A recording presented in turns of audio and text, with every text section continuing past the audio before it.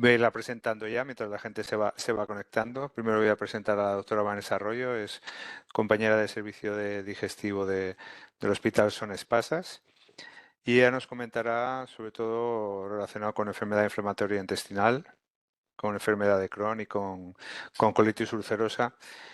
Pues no solo los tratamientos, sino las estrategias que se utilizan hoy en día para el control del paciente. Yo creo que es una charla muy interesante para entender pues, cómo trabajan ellos e intentar ponernos un poco también en la situación del digestólogo y la situación del paciente sobre todo.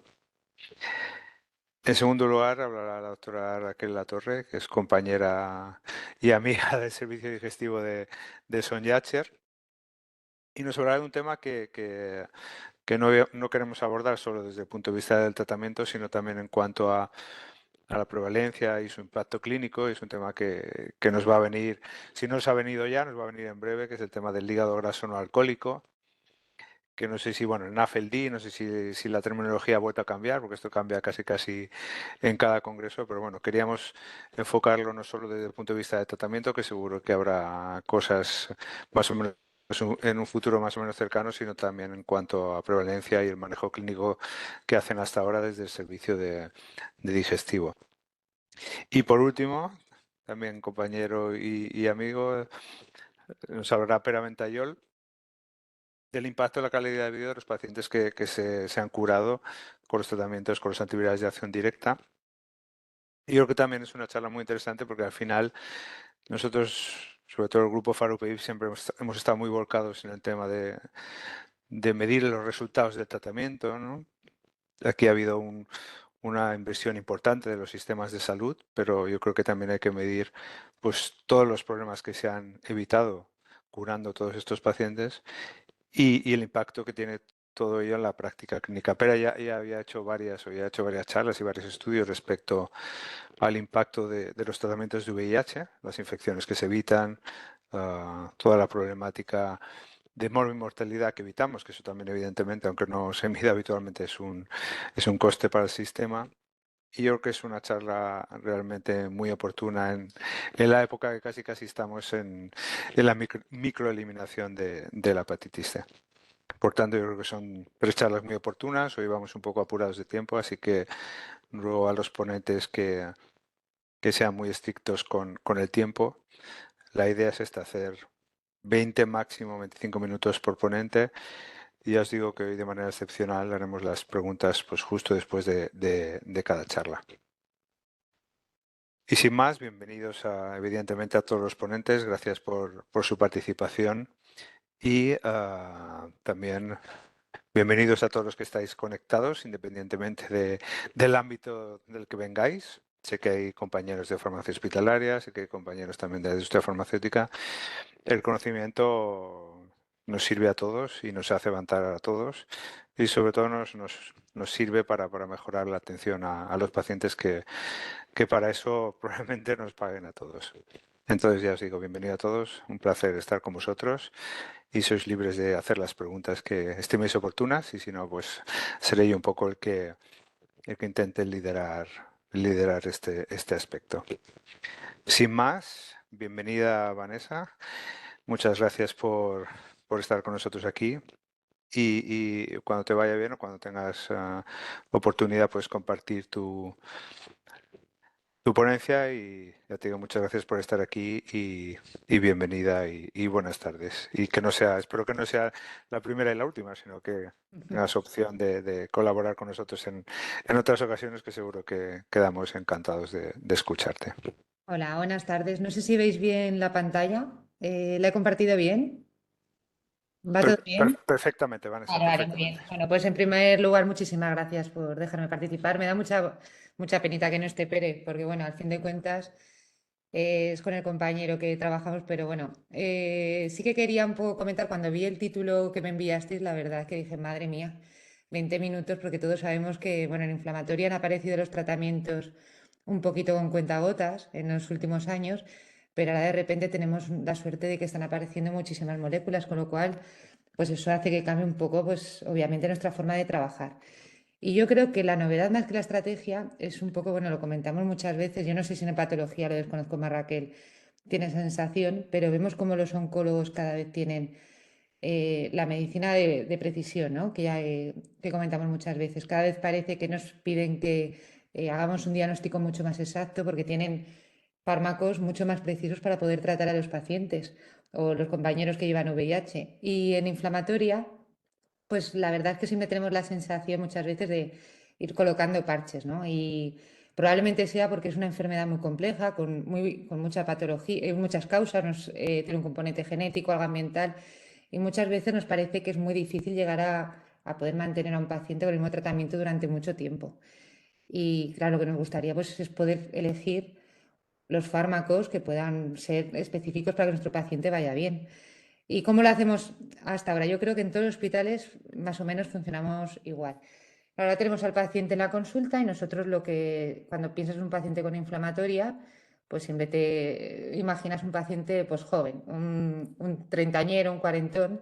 Pero esto en los últimos años, tanto los compañeros de farmacia lo veis como los clínicos, vemos que todo esto está cambiando mucho. Ya cada vez recibimos muchos más pacientes de pediatría, que además los compañeros, los pediatras son mucho más agresivos por el hecho de que estos pacientes tienen la peculiaridad de que tienen que desarrollarse y crecer y no se la pueden jugar. Y luego la población va cambiando, es decir, nuestros pacientes no se mueren, todos sabemos lo que pasa y al final los pacientes que hace 20 años tenían 40, pues cada vez los tratamientos nos han ido funcionando mucho mejor, los biológicos, y ahora estos pacientes son pacientes añosos. Y además no nos podemos olvidar de que el 15% más o menos de los pacientes que diagnosticamos, pues ya están por encima de los 60 años. Y esto hace que cambie nuestra forma de trabajar, que a veces un poco nos cuesta un poco lucharlo. Nosotros tenemos mucha suerte, la verdad, pero en ciertos compañeros de otros hospitales la visión del farmacéutico pues es distinta, porque claro, te imaginas un paciente de 60 años y no siempre la visión es la misma. Y luego lo que nos cuesta mucho saber a los pacientes, a los médicos, a los clínicos, es que claro, cuando vemos la bibliografía siempre hablamos por pacientes de por encima de 60, parece que los pacientes ancianos son por encima de 60 años, pero muchas veces no es lo mismo unos 60 años que otros. La población cada vez tiene un nivel de vida mejor, se cuida más, son más activos y cada vez nos encontramos con gente mucho más mayor que tiene una mayor calidad de vida, con lo cual incluso para el clínico es muy difícil saber si un paciente de 50 años, a veces con pluripatología, deberíamos defender ante los compañeros, por ejemplo, de farmacia, que se merece otro fármaco, que igual con los 70 años, pues otro paciente lo puede recibir. Y esto está, por un lado, tenemos el problema del cambio de la población y por otro lado está, pues bueno, que tenemos una evidencia científica en que cuanto antes diagnostiquemos al paciente, antes lo tratemos y mejor le hagamos una monitorización, incluso nos adelantemos a la clínica, pues mejor va a ir, porque al fin de cuentas la inflamatoria es una enfermedad que no se nos tiene que olvidar, que puede provocar secuelas, que muchos pacientes terminarán operados y no es lo mismo una resección de un ilion terminal que una colectomía en un chico de 40 años con todos los riesgos que conllevan. Y esta es la visión que tenemos el clínico, pero claro, luego está la parte que muchas veces nos recuerda a farmacia y es que esto no es gratis. Son pacientes, como estamos diciendo, cada vez más numerosos, que encima la población va creciendo y se van haciendo más mayores y esto lleva a un gasto económico que no siempre pues, el clínico se nos olvida que esto hay que asumirlo, este gasto. Entonces, ¿cómo lo hacemos ahora mismo? No me voy a enredar mucho, pero bueno, es un poco para saber, esto es la guía GRADE, que es de la Sociedad Española, que está publicada en el 2020 y que aquí, sin tener en cuenta el coste económico, es decir, no, por eso no lo hacemos exactamente así, nos da la opción a poder utilizar el fármaco en cualquier paciente siempre y cuando tengamos en cuenta sus características. Entonces, ¿qué es lo que hacemos normalmente?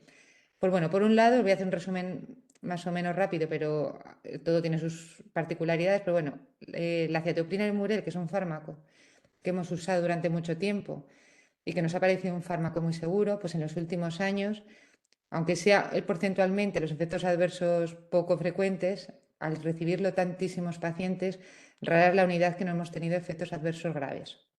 Se nos han muerto pacientes con linfomas, tumores cutáneos, neos de cervix. Hay que tener en cuenta que somos poblaciones con una elevada incidencia del virus papiloma humano y esto nos ha hecho que cada vez limitemos más su uso, incluso que por encima de los 60 años tendamos a retirarlo, incluso que eso nos conlleve utilizar un biológico. Y entonces, siendo que este fármaco dijéramos lo quitaríamos prácticamente en líneas generales, no quiere decir que no lo usamos, Luego pasaríamos a los anti-TNFs, que además con la bajada de precio con los biosimilares, pues la verdad es que yo creo que cada vez tenemos todos más manga ancha en recetarlos. Son fármacos, pautarlos en los que nos sentimos muy seguros, son muy cómodos para nosotros usarlos. Yo creo que tanto los farmacéuticos como los clínicos le hemos perdido el miedo, pero bueno, el problema está que lo mismo que pasa con el Murel, si no nos atrevemos a usarlo como único tratamiento, cada vez nos gusta usarlo menos también en copoterapia. Y esto hace, como todos sabemos, pues que estos fármacos tiendan a perder eficacia. Esto es un poco prácticamente lo que hacíamos hasta hace unos añitos, muy pocos añitos, no teníamos mucho más. Pero ahora nos han aparecido todos los fármacos de la derecha, que la idea que teníamos un poco hasta ahora es que cada uno era más seguro que el anterior, el Bedo y el Uste tenían un perfil de seguridad prácticamente, yo creo, equiparables, y el único que ha cambiado es el Tofa, que a pesar de que es un fármaco que conforme lo vamos usando, los clínicos nos gusta mucho porque cuando lo usas es cómodo, son comprimidos, es muy rápido, pero a diferencia de los otros que cada vez tenía un perfil de seguridad más, parecía mejor conseguido, pues es un fármaco que volveríamos casi, dijéramos, lo podríamos equiparar al Inmurel. Por encima de los 60 años tiene otros riesgos, que sería el riesgo de trombosis venosas profundas. Y en la gente joven, en las mujeres, pues tiene el problema que no lo tenía ni el Inmurel, que puede ser teratogénico. Entonces, bueno, con estos fármacos más o menos es lo que nos movíamos hasta ahora prácticamente, es lo que nos movemos ahora. Pero ¿qué va a pasar ahora? ¿Qué es lo que hacemos? A grosso modo, yo creo que esto lo vivimos todo. Recibes al paciente en la consulta y si necesitan tratamiento, lo divides un poco en paciente frágil o no, que según cada hospital se decide si es por una edad o por comorbilidad. Y como tampoco tenemos muchos fármacos, es decir, las cartas hasta ahora eran bastante limitadas, pues prácticamente el esquema se podría resumir así. Si el paciente no tenía ninguna contraindicación, empezamos con el Imurel o los biológicos. Y si tenía comorbilidad, pues ya nos pasábamos al Bedo, al Uste o técnicas como la féresis. Y a partir de aquí, pues según el clínico y ciertas peculiaridades, no muchas más, pues ya íbamos jugando y vamos ya, aunque en un principio no hubiéramos usado los fármacos, dijéramos, más novedosos con los pacientes más jóvenes, lo usábamos y al revés, si nos teníamos que jugar con un paciente frágil, nosotros lo hacíamos. Y esto que hasta ahora pues más o menos nos funcionaba, claro, si ahora miramos las últimas publicaciones, pues pasamos de 5 o 6 fármacos a, si miráis esta diapositiva, pues claro, ya la cosa se complica.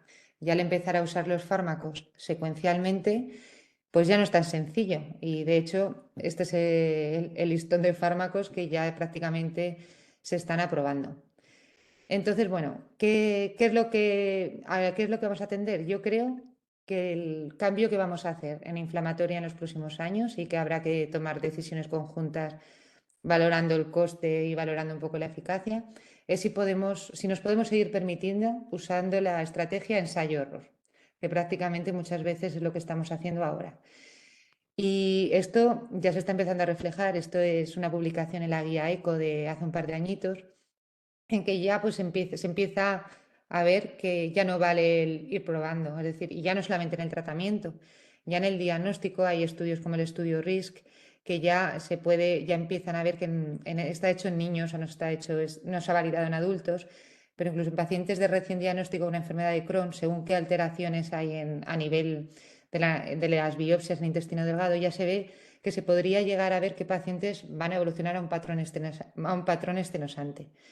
Entonces, por un lado, la idea cuál sería. Primero, como clínicos, llegar a ver qué pacientes un poquito, pues ver un poco hacia dónde van a ir estos pacientes. Luego ver el perfil de seguridad, esto sí que lo tenemos más a mano. Con el Imurel hemos trabajado durante años con el TPMT, el NUC15 que no se ha utilizado porque es caro, y hay realmente estudios que comprueban que esto se puede hacer. Por ejemplo, hay asociación entre según qué paciente tiene una aportación, un portador de una HLA.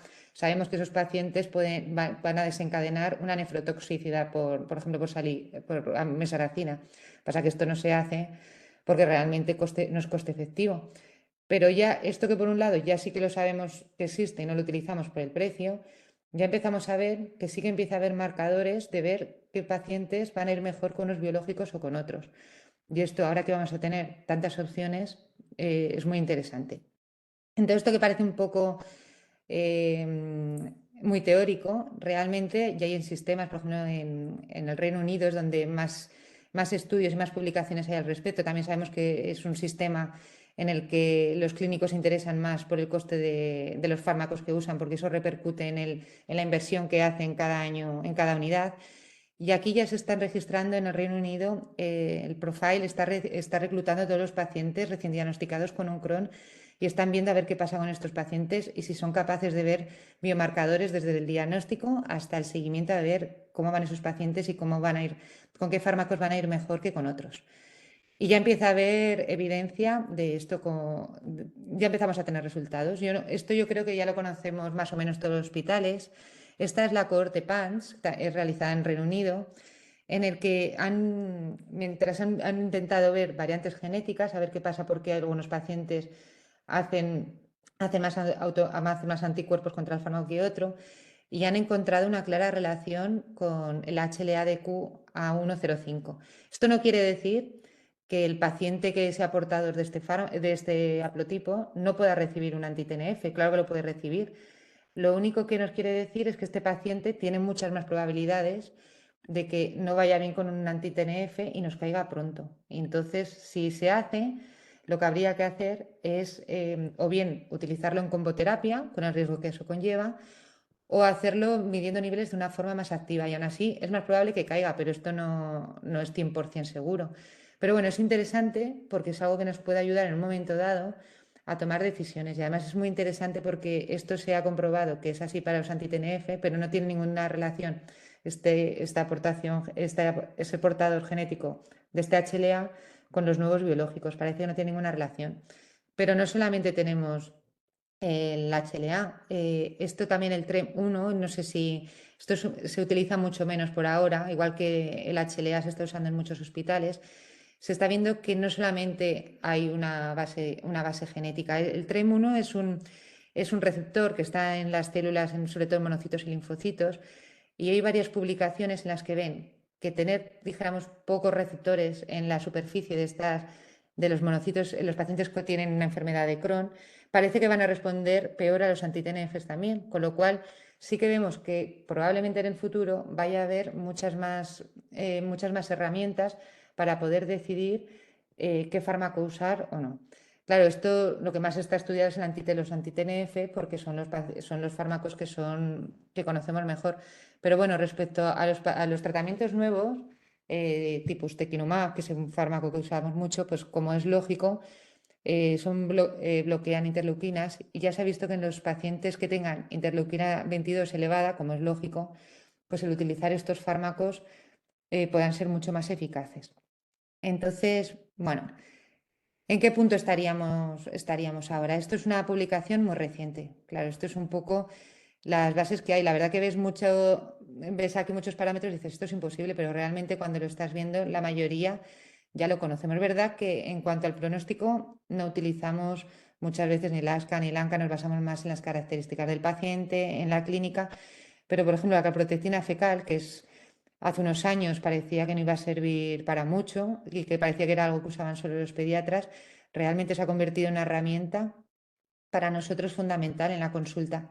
El paciente entra en la consulta siempre con el resultado y esto muchas veces hace, supongo que a los farmacéuticos, pues ahora ya no, pero al principio le llamaba la atención que pacientes que clínicamente estaban bien, con un aumento de calprotectina aumentado, muchas veces o hacíamos pruebas diagnósticas y terminamos incluso intensificando un tratamiento, cambiándolo, porque vemos que se anticipa a la clínica muchas veces. Para nosotros es muy útil.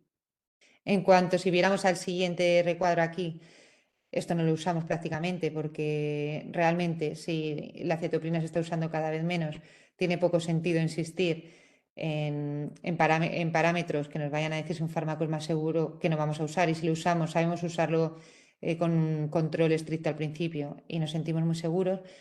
Pero en cuanto a lo que vemos aquí, pues esto parece que sí, que va a venir y que ya no va a servir el usando cada fármaco un poco por intuición.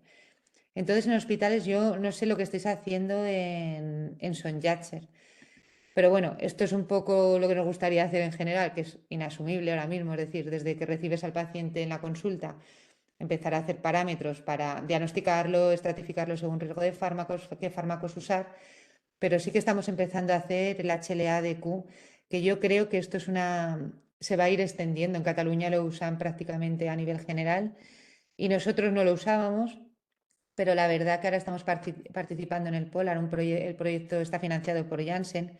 Manacor creo que está participando también y no sé si creo que no está participando ningún otro hospital. No, y creo que Son Yatsos lo están pidiendo en el laboratorio directamente. Es una técnica que es fácil de pedir. La única variación aquí es que, bueno, a nosotros no nos cuesta nada y el HLA se hace en saliva, con lo cual es muy cómodo para el paciente.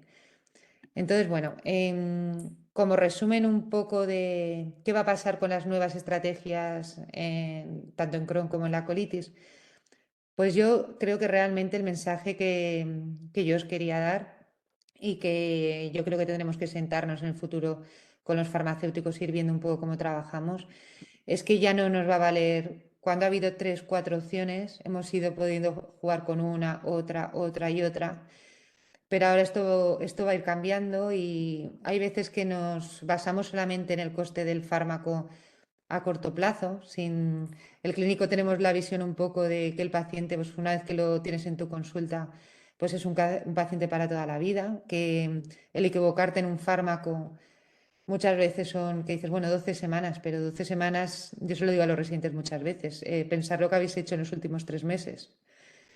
Y yo creo que el cambio realmente que va a haber, por eso nos quería hablar exactamente de fármacos, porque hablar de todos los nuevos que vienen es imposible.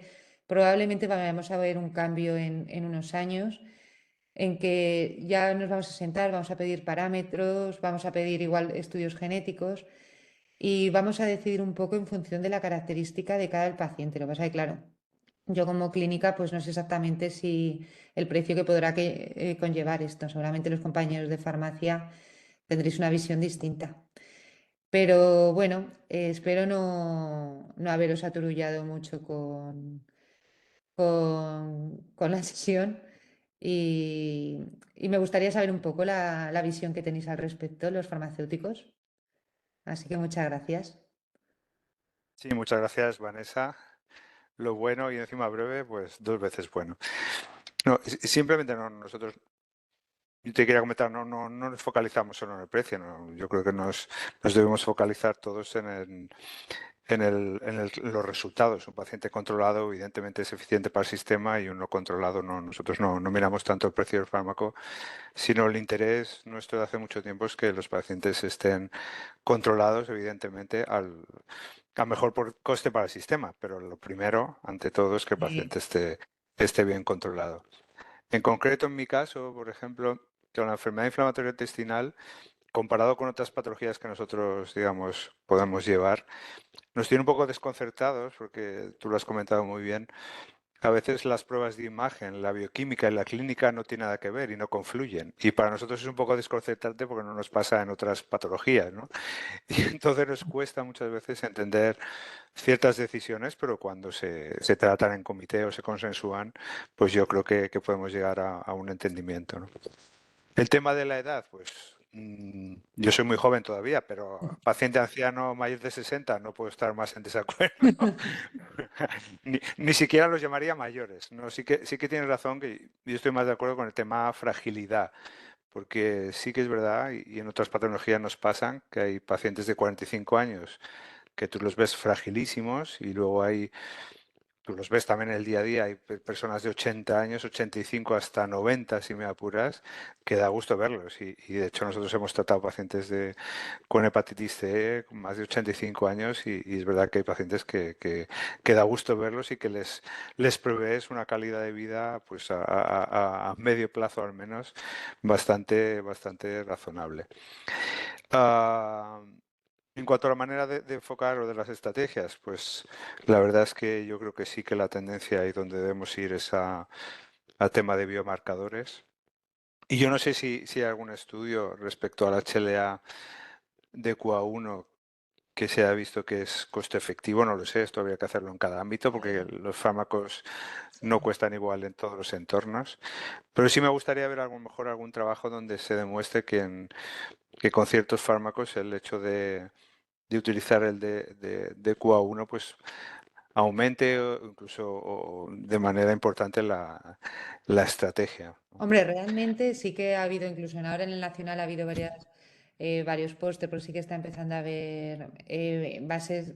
No, yo creo que no tiene que descartar, porque claro, muchas veces te metes en la cabeza si tiene exportador no hay que usar el anti-TNF, y yo creo que eso es un error, porque de hecho hay opciones, si el paciente tiene una perianal, yo me la jugaría, aunque sea portador, a utilizar un anti-TNF. Porque es verdad que siempre te da la sensación que lo novedoso, lo más nuevo es mejor. No hay que olvidarnos de que hay pacientes. Lo que pasa que, a grosso modo, yo creo que sí que habrá que tomar una decisión, porque cada vez hay más publicaciones y más evidencia de que hay como un 40% más de posibilidades de que el fármaco no sea efectivo a largo plazo. Es que probablemente o hay que hacerlo activamente con niveles, o si, por ejemplo, pues ya el paciente pues ya tienes dudas y tiene 70 años, pues igual yo ahí no me la jugaría y ya probaría con otro fármaco, pero tampoco creo que sea bueno el decir si eres portador no puedes usar un anti-TNF, porque probablemente con eso terminemos asociando estos fármacos en algún momento. ¿Hay alguna pregunta más en el grupo? Bueno, una que yo creo que ya hemos hecho en otras ocasiones, si en algún momento se plantea la retirada de un biológico, si el paciente lleva mucho tiempo en revisión, que esto sí que lo puedes comentar si quieres. Y el tema combinación de biológicos, ¿cuál es vuestra experiencia? Yo aprovecho también para preguntarte si el DQA1 tenéis una N suficiente como para determinar si los pacientes tienen la sensación de que están mejor controlados de entrada con el fármaco que elijáis o la respuesta más o menos es igual que los anti-TNF. Pues a ver, te cuento, en cuanto a nosotros realmente, bueno, voy a empezar por lo del HLA, hemos empezado a usarlo esto en los pacientes diagnosticados del último año y hemos decidido un poco no cambiar nuestra forma de trabajar a ver qué pasa. Entonces, sé que hay hospitales que han cambiado la estrategia, pero nosotros dijéramos que no miramos el resultado, lo estamos viendo y ahora creo que teníamos pues 50 o 60 pacientes, pero claro, nuestra base no lo sabremos hasta dentro de por lo menos 2 años, que es más o menos cuando sabemos que el 50% de los pacientes nos caen. Ahí ya veremos qué pasa. Luego, en cuanto a la otra pregunta, lo de la retirada del anti-TNF, pues claro, esto es a veces muy complicado. Porque si el paciente ha tenido un único brote, está con anti-TNF controlado y lleva 5 o 6 años, está perfecto, pues yo creo que hay que individualizar. A mí si me lo pide un paciente, yo creo que el paciente muchas veces manda. Otra cosa es que sea un paciente intervenido, que te ha costado mucho mantenerlo en remisión, te cuesta. Pero si lleva mucho tiempo en remisión, normalmente lo que hacemos es una endoscopia, dejamos, hacemos y sí que lo intentamos retirar, avisando al paciente de que hay probabilidades de que vuelva a caer. Pero bueno, luego sin embargo hay pacientes que no lo quieren dejar y no dejamos. Pero bueno, cuando llevan muchos años ha sido un paciente que no es complejo, lo intentamos retirar.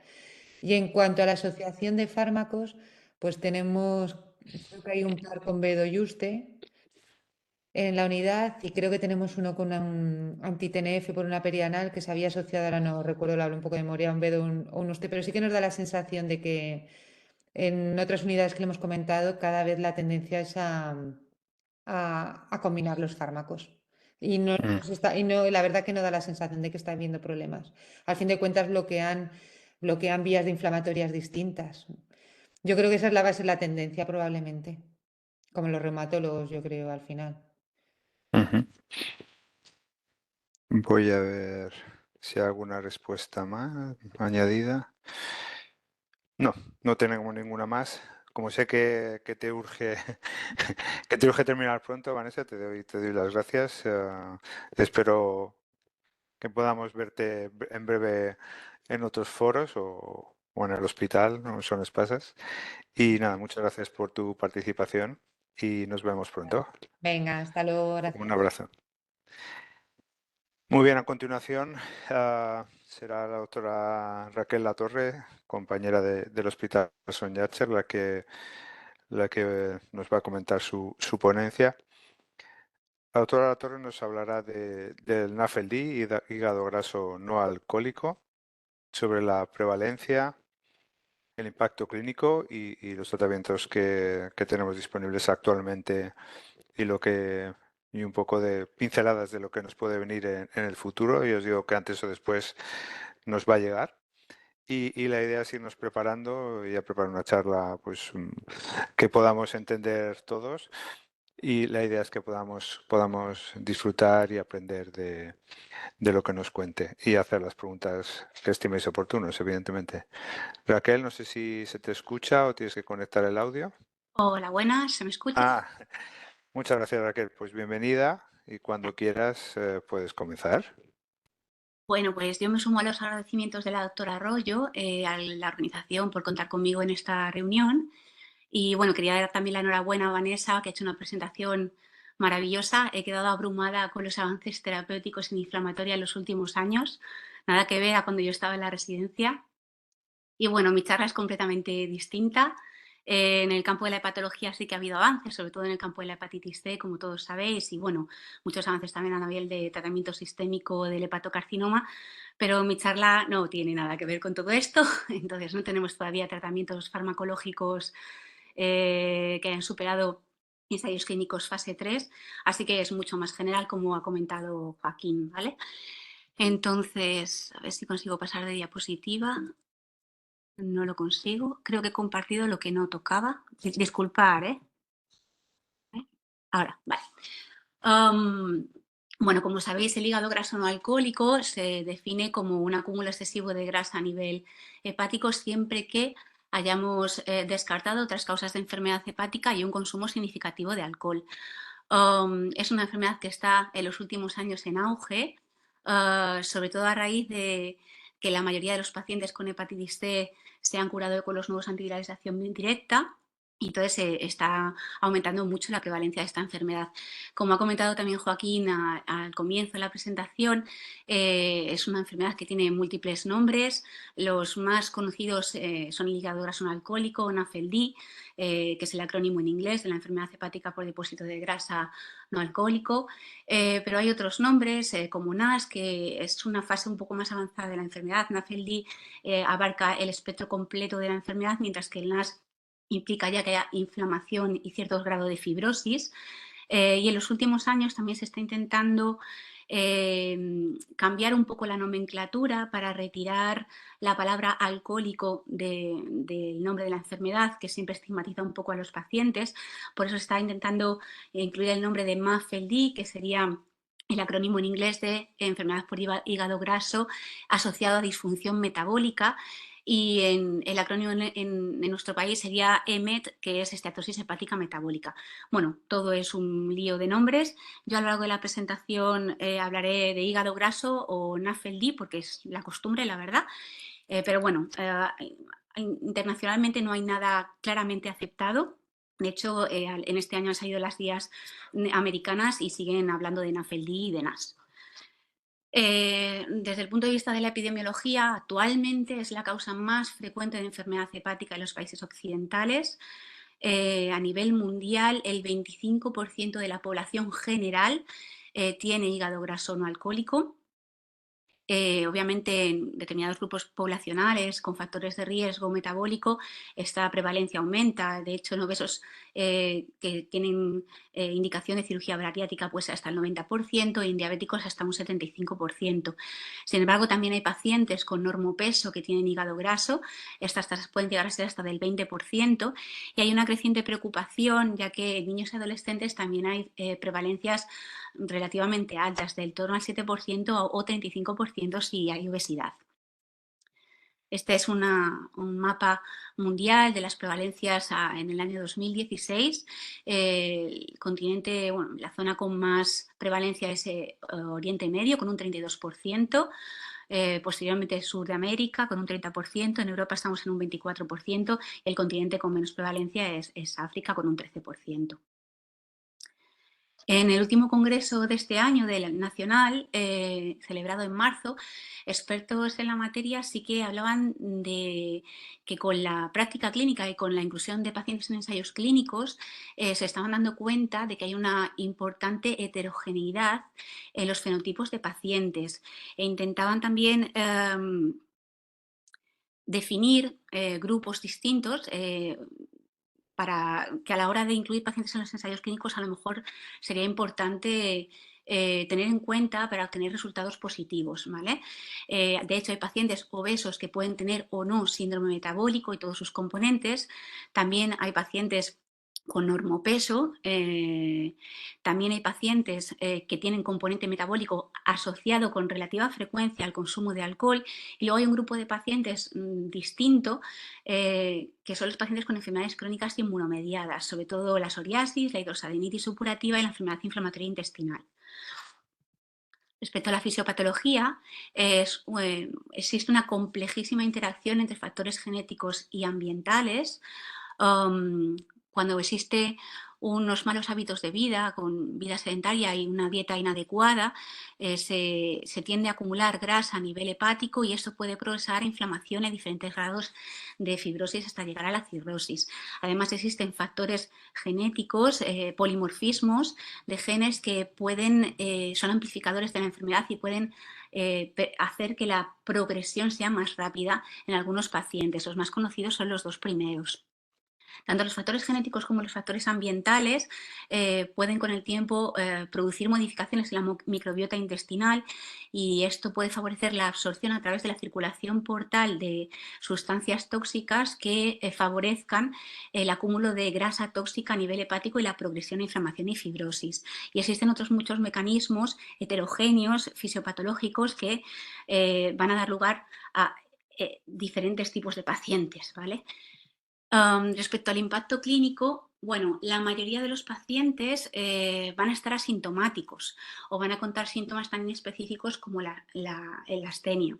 Normalmente la sospecha de hígado graso suele ser un hallazgo incidental por una alteración en los análisis o porque se realiza una ecografía por otro motivo, como un dolor abdominal y se ve hipercoagulación hepática, o en la exploración física encontramos algo de hepatomegalia. Y los escenarios más frecuentes donde solemos sospechar la enfermedad es cuando se realiza la monitorización del tratamiento de las estatinas en atención primaria, en las revisiones anuales del síndrome metabólico o en revisiones médicas de empresa. Realmente el impacto clínico lo vamos a ver cuando vemos las complicaciones de la enfermedad. Y las complicaciones del hígado graso, la principal causa de muerte, la principal complicación no es la cirrosis, sino los eventos cardiovasculares, ¿vale? En las últimas guías americanas describen la segunda causa de muerte cuando no hay enfermedad hepática avanzada, el cáncer no hepático. Y la tercera causa de muerte es la aparición de la cirrosis y sus posibles descompensaciones. Otras posibles complicaciones del hígado graso es el desarrollo de insuficiencia renal crónica, que es muy frecuente, hasta el 50% de los pacientes, la osteoporosis por el déficit de vitamina D y, bueno, como hemos comentado, otros cánceres no hepáticos. El impacto clínico a nivel hepático depende mucho de la fase de la historia natural de la enfermedad en la cual se encuentre nuestro paciente. El 25% de la población en general a nivel mundial tiene hígado graso, pero realmente de estos únicamente al final un 10 o un 15% acabará desarrollando cirrosis. Y sus posibles complicaciones como la astitis, la hemorragia por varices, el hepatocarcinoma, que todos conocéis. Como es una enfermedad muy prevalente, realmente el grupo de pacientes que pueden acabar descompensándose también puede ser elevado, y esto realmente sí que tiene un impacto clínico en el sistema sanitario. En este estudio, en el 2015, se observó que las características histológicas de la enfermedad tienen una relación directa con la supervivencia libre de trasplante, que es lo que comentábamos. Pacientes que están en fases iniciales, que solo tienen una esteatosis simple, que no tienen esteatohepatitis, inflamación, o que no tienen fibrosis, tienen una supervivencia a largo plazo, a 20 años, mucho más elevada que los pacientes que presentan esteatohepatitis o diferentes grados de fibrosis. Esto de forma exponencial reduce la supervivencia a largo plazo. Por lo tanto, será muy importante para valorar el impacto clínico de la enfermedad de nuestros pacientes conocer cuáles son los factores de riesgo de enfermedad progresiva. Estos factores de riesgo clínicos son pacientes de más de 50 años y que tengan componentes cuantos más del síndrome metabólico, en especial la diabetes y la obesidad abdominal. Y luego los más importantes factores de riesgo de enfermedad progresiva son los criterios histológicos, la presencia de esteatohepatitis, de NASH y de cualquier grado de fibrosis. Esto es un protocolo de evaluación para diagnosticar, intentar llegar a un diagnóstico más definitivo de hígado graso. Resumiendo, haremos una historia clínica incidiendo en el consumo de hábitos tóxicos, la actividad física, la dieta. En este último congreso hablaban de la importancia de tener un cuestionario de adherencia a la dieta mediterránea que se aprobó con el estudio de Predimed.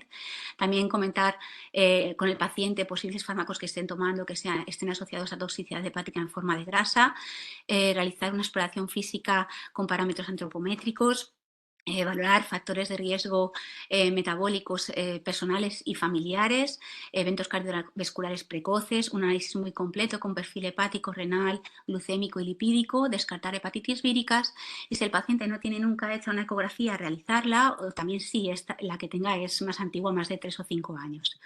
Y es que la ecografía abdominal es una exploración que podemos utilizar de primera línea, ya que tiene una muy buena sensibilidad para diagnosticar grados moderados o graves de esteatosis. En la imagen superior de la derecha podéis ver un hígado homogéneo y pericogénico en comparación con la corteza renal, pero es que además la ecografía nos da información adicional muy importante, que es la presencia de datos de cirrosis, como en esta imagen inferior, donde veis los contornos nodulares del hígado. Además, el parénquima es más heterogéneo, también hiperecogénico, y tiene datos de hipertensión portal, como la presencia de esta línea anecoica perihepática que nos demuestra la ascitis. Además, nos puede dar a entender, demostrar si existen lesiones ocupantes de espacio a nivel hepático. Como he comentado, es muy importante saber cuál es el grado de fibrosis de nuestros pacientes. Para ello, esto es muy importante a nivel del pronóstico e intentaremos utilizar de inicio test no invasivos, que es clave el papel de atención primaria en este sentido, porque si no muchísimas derivaciones a especializada llegarán que serán inadecuadas. Entonces, a nivel de atención primaria, en esto yo creo que hay que trabajar mucho con ellos, es la implantación de marcadores de fibrosis no invasivos sencillos para aplicar en todo tipo de pacientes, sobre todo los que tengan factores de riesgo. Y los más ampliamente aceptados y más validados en el hígado graso a nivel de fibrosis son el FIB4 y el NAFLD Fibrosis Score. En nuestro país se desarrolló el EPAMED Fibrosis Score y estos parámetros nos permiten sobre todo descartar enfermedad avanzada, F3 o superior, pero no son tan buenos para confirmar la presencia de enfermedad avanzada. Pero por otro lado están las pruebas elastográficas como el FibroScan, que es la más ampliamente utilizada, donde se acepta por consenso y en relación con evidencia científica que un umbral por debajo de 8 kilopascales nos permite descartar enfermedad avanzada. Entonces, lo ideal es realizar esto secuencialmente, primero un marcador sérico y si está disponible en atención primaria, pues hacer el FibroScan.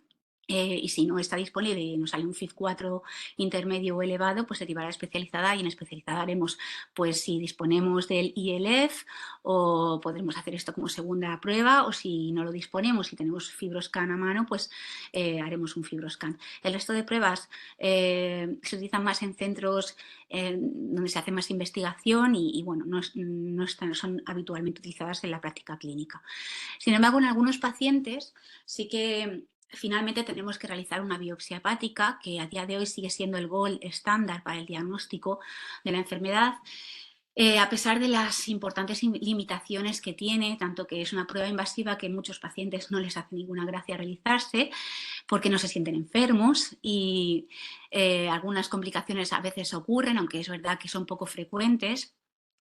Y la principal limitación que vemos es que hay una importante variabilidad interobservador, ya que incluso entre patólogos expertos no se ponen de acuerdo a la hora de valorar con precisión el grado de esteatohepatitis que tienen los pacientes. Lo que nos aporta sobre todo la biopsia es confirmar la etiología, ayudarnos cuando hay discordancia de las pruebas no invasivas y en determinados pacientes en los cuales las pruebas no invasivas no nos pueden descartar enfermedad avanzada, confirmar esta enfermedad avanzada. ¿Vale? Los hallazgos necesarios para poder diagnosticar esteatohepatitis es cumplir con estos 3 criterios: esteatosis, inflamación lobular y valorización. En la gráfica esta de la derecha veis que a cada criterio se le da una puntuación y que luego el sumatorio nos da el NAS Score, que va de 0 a 8, por encima de 3, es decir, 4 o superior, ya sería una estetopatitis definitiva. Mientras que, aunque tengas un punto en los 3 criterios, si solamente tienes un NAS de 3, esto sería un NAS borderline, ¿vale? Ya os digo que esto no es tan fácil de ver desde el punto de vista anatomopatológico y problemas, bueno, en los ensayos clínicos siempre intentan tener como segunda otros patólogos de referencia para ver si leen las biopsias igual que los patólogos del centro donde se hacen, ¿vale? Bueno, desde el punto de vista del tratamiento, el tratamiento universal para todos los pacientes es la dieta y ejercicio para pérdida de peso. El primer estudio que demostró que el NAS mejora significativamente con la pérdida de peso fue publicado en 2015 en Gastroenterology, que fue un estudio no controlado en el que incluyeron 293 pacientes con diagnóstico histológico de NAS basal, que incluyeron un programa de un año de dieta y ejercicio y sesiones grupales. En 261 pacientes consiguieron realizar una segunda biopsia después de este año de tratamiento. Y lo que se observó en el estudio es que con la pérdida de peso se conseguía resolución de la esteatohepatitis y mejoría de la fibrosis. Y a mayor pérdida de peso, con mayores pérdidas de peso del 10%, se conseguían porcentajes de los objetivos del estudio superiores. Sin embargo, la mala noticia es que, como ya vemos en la práctica clínica, la mayoría de los pacientes no consiguen perder ese peso, el deseado. Y esto es un estudio, es verdad que no es un ensayo clínico, pero es un estudio que, quieras que no, pues hay sesiones grupales, hay seguimiento estrecho. En la práctica clínica vemos a los pacientes, les damos recomendaciones generales, les intentamos motivar y dar mucho ánimo y hasta después de 6 o 12 meses no volvemos a ver a los pacientes. Entonces, es que igual, siendo generosos, 1 de cada 10 consigue perder peso y mantener esa pérdida de peso. Por lo tanto, tiene que haber otras estrategias y en este consenso que se publicó en el año 2018 para el tratamiento farmacológico de la obesidad en el adulto, proponen este algoritmo que cuando no se consigue la pérdida de peso, cuando hay sobrepeso u obesidad, se puede plantear el tratamiento farmacológico en función de lo que quiera el paciente, si se lo puede permitir, porque en algunos, bueno, como en nuestro país esto no está financiado por el Sistema Nacional de Salud, y también en función de lo que el profesional médico pero insisten, entonces vamos a ¿perdón? tener esa conversación. Tenga experiencia. Y bueno, el fármaco inicial que se recomienda es la liraglutida, un análogo de GLP-1. Si hay falta de efecto, mala tolerancia o está contraindicado, pues se puede indicar el Orlistat de 120 miligramos o la naltrexona bupropion. De hecho, un año después de la publicación de este consenso, se publicó un documento de consenso de la Sociedad Española de Obesidad y la Sociedad Española de Médicos de Atención Primaria, en el cual intentan animar para el seguimiento de la obesidad, tanto en atención primaria como en especializada, intentar animar a los médicos de atención primaria a recetar estos fármacos aunque no estén financiados. Respecto a la cirugía bariátrica, es otra de las opciones terapéuticas cuando esté indicado, siempre que no haya respuesta a tratamientos previos, si hay obesidad mórbida u obesidad grave no mórbida pero con comorbilidad cardiovascular. Generalmente los pacientes tienen que ser cuanto más jóvenes mejor porque menos comorbilidades tendrán. Hay diferentes técnicas, las más utilizadas son el bypass gástrico o la gastrectomía tubular o sleeve. Y bueno, existen estudios a largo plazo donde se observa la mejoría histológica del NAS tras la cirugía. Por ejemplo, en este gráfico del medio veis que el porcentaje de pacientes basales que tenían F3 era elevado, mientras que a los 5 años de la cirugía bariátrica se reduce mucho y el porcentaje de pacientes sin fibrosis aumenta mucho a los 5 años de la cirugía bariátrica. Y es que cualquier cosa que nos haga perder peso va a mejorar la histología hepática. A mí me parece muy interesante las técnicas de endoscopia metabólica. Tienen la ventaja de que son coste efectivas y mínimamente invasivas respecto a la cirugía bariátrica convencional y que se pueden aplicar a un amplio espectro de pacientes, a obesidades más leves o obesidades graves en pacientes no candidatos a cirugía bariátrica o en pacientes vulnerables. Existen diferentes técnicas con mecanismos distintos, pero es verdad que la endoscopia metabólica no forma parte de la cartera de servicios de la mayor parte de los hospitales del Sistema Nacional de Salud. Se realizan sobre todo en técnicas privadas, pero bueno, sea donde sea que se hagan, siempre que haya un seguimiento adecuado post técnica para vigilar complicaciones y también un seguimiento a nivel nutricional y a nivel psicológico de los pacientes, creo que tienen un papel importante en muchos pacientes. Y ojalá con el tiempo se haga cada vez más. Y respecto a los fármacos ya más específicos para el NAS, bueno, como veis en esta imagen, que es de las guías europeas del año 2018, existe una intensa investigación clínica en diferentes fases de desarrollo con distintas moléculas que actúan en diferentes dianas terapéuticas, algunas a nivel metabólico, en el metabolismo glucídico, el metabolismo de los lípidos, la homeostasis de los ácidos biliares, otras dianas son a nivel de reducir la inflamación y otras a nivel de reducir o evitar o permitir la regresión de la fibrosis. Existen muchos. En este año, en 2018, había una serie de moléculas en fase 3, las cuales la mayoría de ellas han tenido resultados negativos y actualmente existen otras moléculas en fases avanzadas de investigación. Lo que hay en la actualidad como tratamiento para el NAS es lo que hemos comentado hasta ahora, la dieta y el ejercicio para perder peso, el manejo de la comorbilidad metabólica según las guías correspondientes y los fármacos específicos para el NAS de los que disponemos pero que no están financiados para esta indicación son la pioglitazona y la vitamina E, ¿vale? Estas dos, bueno, y la liraglutida. La pioglitazona y la vitamina E demostraron beneficio respecto a la resolución del NAS en un ensayo clínico fase 3 del 2011, el ensayo PIVENS. Sin embargo, no son muy utilizadas en la práctica clínica habitual por efectos secundarios. La pioglitazona puede favorecer el aumento de peso, el acúmulo, la retención de líquidos y la descompensación de insuficiencias cardíacas. Y la vitamina E no se recomienda durante más de 6 meses porque hay riesgo de ictus o de desarrollo de cáncer de próstata. Pero bueno, en algunos grupos de pacientes, y siempre comentando esto con ellos, se podría plantear. Respecto al análogo de GLP-1 liraglutida, no está financiado para la indicación de NAS, porque aún no se ha realizado el ensayo clínico fase 3, no se ha finalizado en este sentido, pero sí que está financiado para la indicación de diabetes, por lo que hay un perfil de pacientes que vemos mucho en las consultas, que son los pacientes con NAS, diabetes y sobrepeso, que podremos derivar a los endocrinos para recomendar el inicio de la liraglutida. Bueno, actualmente los ensayos, los fármacos en fase 3 son estos. El ácido beticólico es un agonista del receptor farsenoide X, tiene ya su indicación como tratamiento de segunda línea en la conagitis biliar primaria y actúa a nivel de la homeostasis de los ácidos biliares, reduciendo también la inflamación y la fibrosis. El ensayo se denomina Regenerate. Y sí que tenemos datos al respecto que el laboratorio me ha cedido para comentaros. El otro fármaco es el resmetirón, que es un agonista del receptor beta de la hormona tiroidea, que sobre todo actúa a nivel del metabolismo de lípidos.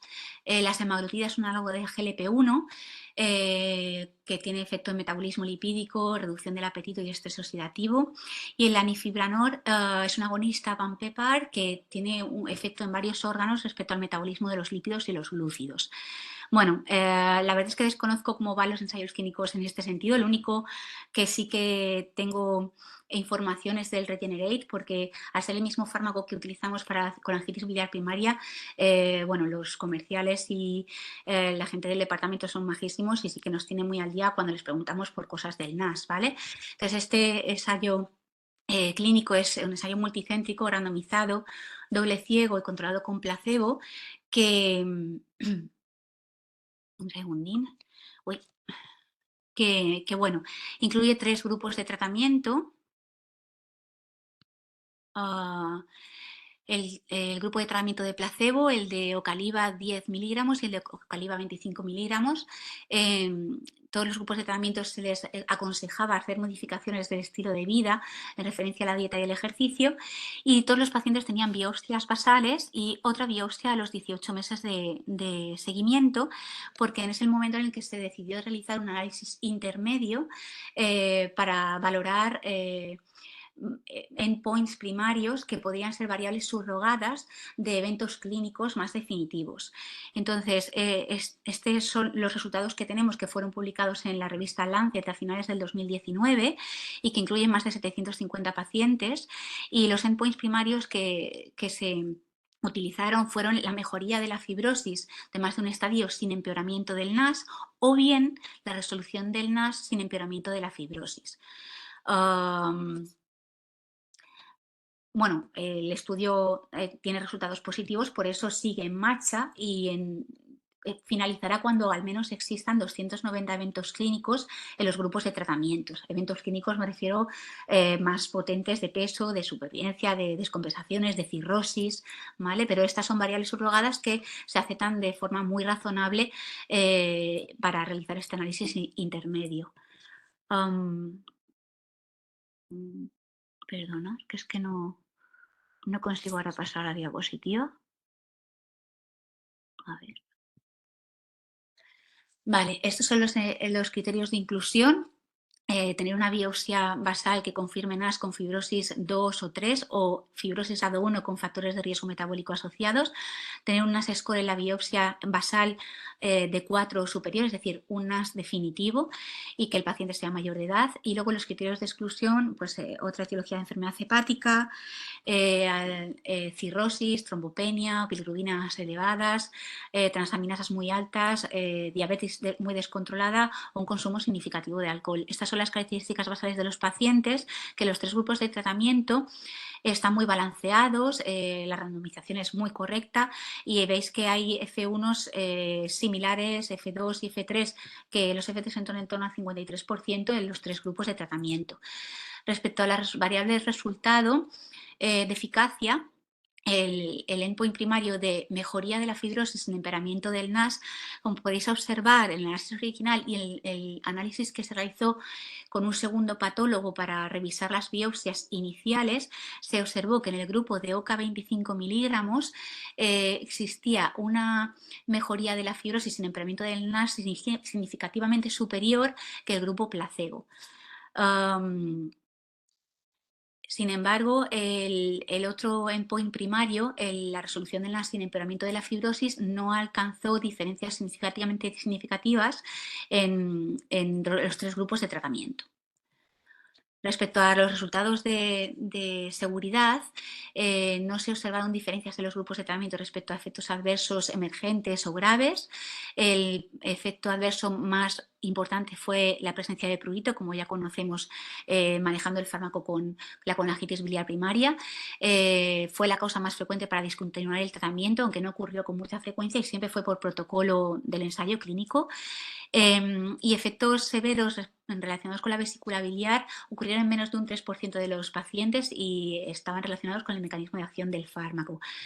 Las conclusiones de la charla es que bueno, la prevalencia del hígado graso va en ascenso, junto con la elevada prevalencia de obesidad y síndrome metabólico a nivel mundial, aunque es verdad que hay que tener en cuenta otro tipo de fenotipos, otro tipo de pacientes.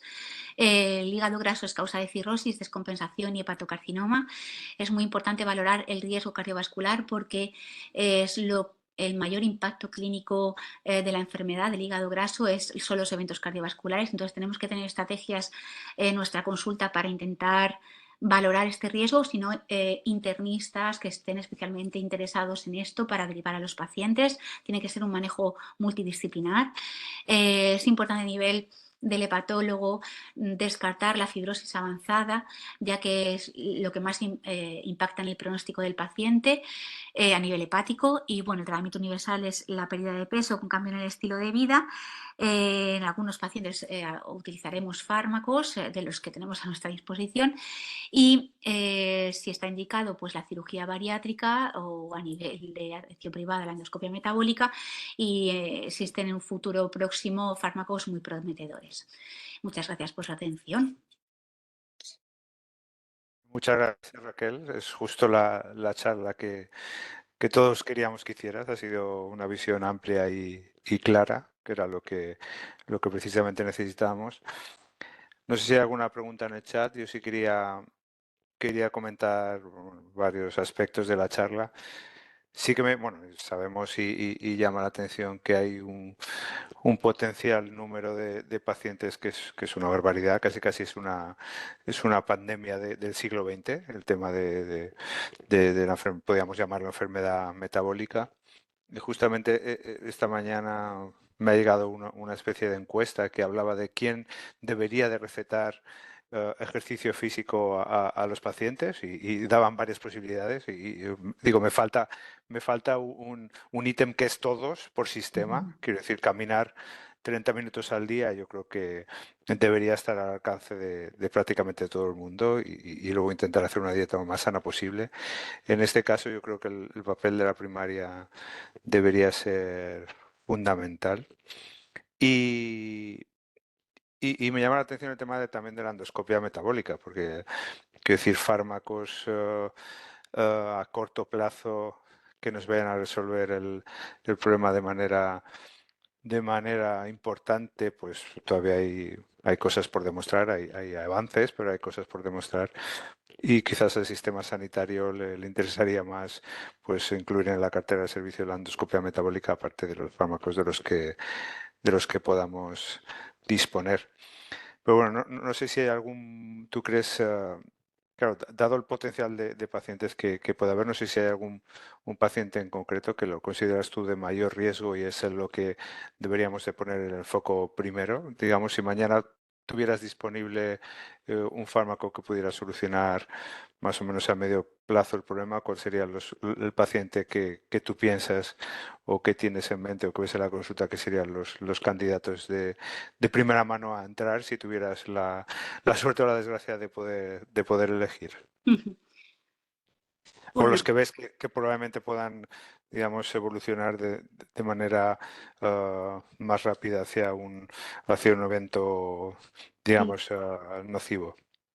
sí, a ver, yo creo que si tú tienes biopsiado un paciente en el cual se ve que tienes un NAS de riesgo, que hay esteatohepatitis y que hay F2, F3, estos pacientes, o incluso te digo F4, que le has hecho una ecografía y no hay cirrosis, ¿vale? Pero yo creo que estos pacientes son los que más se van a beneficiar de cualquier estrategia terapéutica. Es que ya no sea solo farmacológica, es que pues indicar cirugía bariátrica o indicar endoscopia metabólica o insistir en que la dieta, el ejercicio y la pérdida de peso es fundamental en estos pacientes porque son los que tienen más riesgo de llegar a cirrosis y luego ya cuando tenemos la cirrosis bien establecida es mucho más difícil de conseguir la regresión. Es difícil, supongo que cuanto más grado de fibrosis, pues más urge el poner el fármaco. Pero bueno, la mayor parte de los ensayos utilizan las biopsias, también están utilizando test no invasivos para, para poder luego determinar en qué pacientes poner los fármacos una vez que ya estén en práctica clínica. Pero bueno, seguramente pacientes que tengamos claro que son NAS y que tienen una fibrosis avanzada, pues F3, F4. Y cuantos más factores de riesgo metabólico, pues más riesgo de que esto progrese más rápido. No es lo mismo,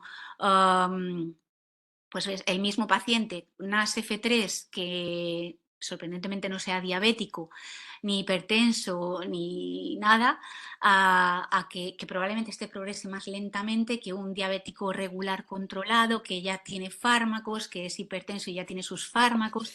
Entonces, yo creo que estos pacientes son los que más urgiría tratar con fármacos.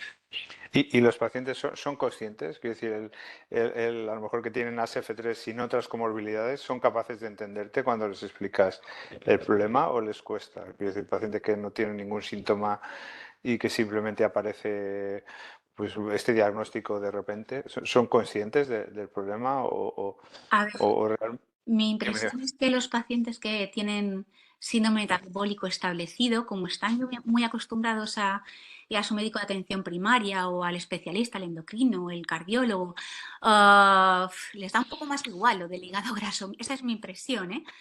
Salvo que ya les estés diciendo que tienen una cirrosis. Los pacientes que no tienen diagnosticado ni su diabetes ni su hipertensión y que por una alteración de transaminasas o porque el médico de familia ha hecho una eco y ha visto esteatosis, te llegan al especialista y tú les explicas todo esto y al final puede que incluso les acabes haciendo una biopsia y durante el proceso les acabas diagnosticando diabetes de reciente comienzo, hipertensión, etcétera. Estos pacientes son los que más se preocupan porque ya están especializadas, están en el hospital. Entonces, estos pacientes tengo la sensación de que sí que intentan hacer las cosas mejor. Bueno. Si ya O sea, tienen súper justo avanzados con su síndrome de... lo contrario de lo que yo pensaba. Sí, bueno, esa es mi impresión con No, conocer tu y impresión es ver, ¿no? importante, es la impresión del clínico. Muy bien, muy bien. No sé si hay alguna pregunta más en el chat. Voy a revisar por si acaso. Vamos a ver. No, perfecto, no hay más preguntas. Y nada, darte las gracias, Raquel. Muchas gracias por tu charla, ha sido muy, muy enriquecedora y hemos aprendido muchísimo. Y espero que nos veamos pronto. Muchas gracias. Un abrazo, Raquel. Gracias. Muy bien, y por último, como decía en la introducción, vamos a pasar a la charla de Pere Ventallol. Él nos va a hablar del impacto en la calidad de vida de los pacientes que se han curado con la utilización de los antivirales de acción directa. Ya os digo que desde el punto de vista de farmacia es evidente que nos interesa los resultados en el paciente, la coste-eficacia, pero también nos interesa pues, ver qué ha pasado con todos estos pacientes que se han curado, el impacto que ha tenido todos estos tratamientos, el cual el sistema sanitario ha hecho una importante inversión, pero también una importante inversión en evitar mortalidad. Pero ya ha hecho otras charlas referente a aspectos comunes con este tema de la hepatitis C con respecto al VIH, en los cuales ha demostrado que la inversión en medicamentos, cuando estos medicamentos aportan una eficacia y una seguridad importante, pues tiene relevancia en cuanto a resultados en salud. Y sin más, Pera, bienvenido. Gracias. Como siempre. ¿Me oís, Joaquín? ¿Y veis la presentación? ¿Sí? Ambas dos cosas Vale, perfectamente. perfecto. Pues Cuando nada. quieras, Pera. Pues por no dilatarme demasiado, porque vamos un poco justitos, pues voy a introducir este escenario de cómo ha afectado, digamos, el tratamiento de la hepatitis C en nuestros pacientes. Básicamente, decir que la hepatitis C es una enfermedad sistémica, yo creo que afecta a lo que sería la calidad de vida y en sus dos ámbitos, ¿no? Tanto en el fisiológico como en el psicológico, a nivel de fatiga, a nivel de depresión, ansiedad y a nivel psicológico, pues sobre todo lo que sería el impacto a nivel de estigmatización, de que estos pacientes se han asociado siempre a un tipo de pacientes pues muy relacionado con el uso de drogas, coinfectados con VIH, etcétera, etcétera. Y esto al final también crea digamos, un efecto sobre la psicología de estos pacientes. Por lo tanto, hay un impacto multifactorial y excepto en el caso de cirrosis, donde está mucho más claro que hay una correlación directa entre cirrótico y calidad de vida, en los pacientes que están en grados de fibrosis intermedias F0 a F3, en principio no existe una correlación con que un F3 tenga una peor calidad de vida que un F0, al menos eso demuestran los estudios. O sea, excepto en F4 no habría este grado digamos, de correlación. La curación con los tratamientos yo creo que ha conseguido una importante mejora en la calidad de vida, lo veremos en algunos estudios que presentaré a continuación y después analizaremos un poco esta repercusión en dos ámbitos, ¿no? Desde a corto plazo, ¿no? ¿Qué hacen estos fármacos a nivel de lo que sería la percepción de la calidad de vida en estos pacientes a través de los PROMs y a nivel de medio y largo plazo pues todo lo que ha supuesto digamos pues estos tratamientos a la hora de conseguir pues una menor carga asistencial, ¿no? Menos número de ingresos hospitalarios, menos número de descompensaciones hepáticas, hepatocarcinomas, etcétera, que tiene una repercusión sobre todo a nivel económico, ¿no? A nivel de medidas de PROMs y a corto plazo, porque cómo afectan, ¿no? los tratamientos a nuestros pacientes, decir que se pueden medir a través de escalas específicas, una de ellas sería la CLDQ, la LDQOL o la HQLQ, son medidas que están centradas en valorar la calidad de vida en estos pacientes, concretamente hepatitis C, pero la verdad es que la gran mayoría de estudios reflejan medidas genéricas, ¿no? Un poco inespecíficas, como sería el caso del Jucol y sobre todo las SF36, SF12 y la Eurocol. Mayoritariamente yo creo que serían estas dos últimas, ¿no? La SF36 y la Eurocol, que ya sabéis que son encuestas validadas y que son, digamos, utilizadas no solamente en la hepatitis C, sino en múltiples patologías y suelen ser las que más se reflejan. Pequeño pantallazo, Eurocol 5 de 5L, son 5 dimensiones: movilidad, autocuidado, actividades usuales, lo que sea el dolor, disconfort y ansiedad, depresión. Se miden en 5 posibles catalogaciones, de tal manera que intentan clasificar en qué grado se encuentra en cada una de estas dimensiones el paciente, y esto siempre va asociado con una escala visual analógica de cómo te encuentras de 0, fatal, a 100, estoy estupendo, ¿no? Y esto es lo que permite valorar, digamos, esta percepción que tiene el paciente sobre su salud. Otra escala inespecífica que suele utilizarse mucho es la SF36, que es de 6 dimensiones. Las dimensiones que están aquí explicitadas: funcionamiento físico, limitaciones de rol, funcionamiento social, dolor, salud mental, y en principio dentro de estas 6 posibles escalas, es decir, no tiene mayor repercusión.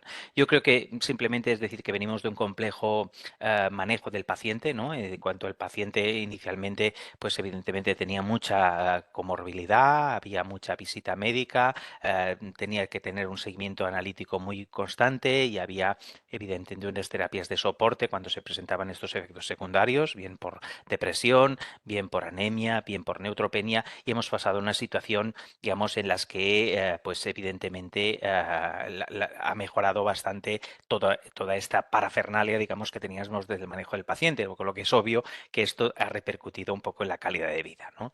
Decir que lo que aporta valor en los nuevos tratamientos, evidentemente, es que el objetivo principal del tratamiento, pues sobre todo se ha centrado, ¿no?, en la prevención de la progresión de la enfermedad, lo que sería esta descompensación hepática, este hepatocarcinoma, este grado de fibrosis más avanzado, a lo que sería posibilidad de simplemente mejorar síntomas y con ello pues aspectos como la calidad de vida y productividad laboral. Y entonces esto debería considerarse no exclusivamente, pero sí como otra dimensión que hay que evaluar en la enfermedad. No solo evitar que estemos teniendo ingresos hospitalarios, sino que también a lo mejor simplemente estamos mejorando la calidad de vida de estos pacientes simplemente por conseguir una respuesta biológica sostenida y evitando estos problemas que decimos de ansiedad, depresión, estigmatización, etcétera. Entonces esto es lo que vamos a valorar desde forma aguda, digamos de forma inmediata, y después ver qué repercusión puede tener a nivel medio-largo plazo el haber curado estas patologías, ¿no?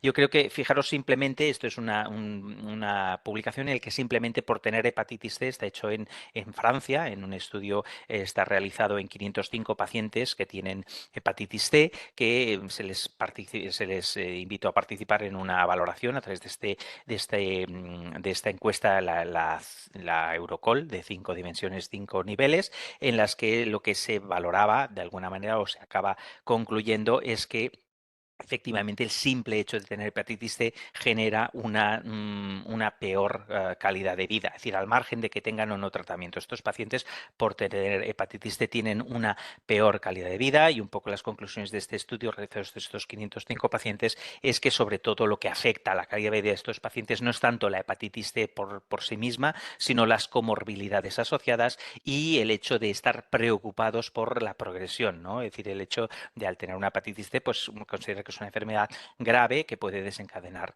la muerte. Pero fijaros que no es el estadio de fibrosis el que condiciona el estar peor o mejor desde este punto de vista de percepción de salud, ¿no?, sino simplemente la comorbilidad y la posibilidad de progresar, el miedo, digamos, a progresar y evidentemente morirse, ¿no?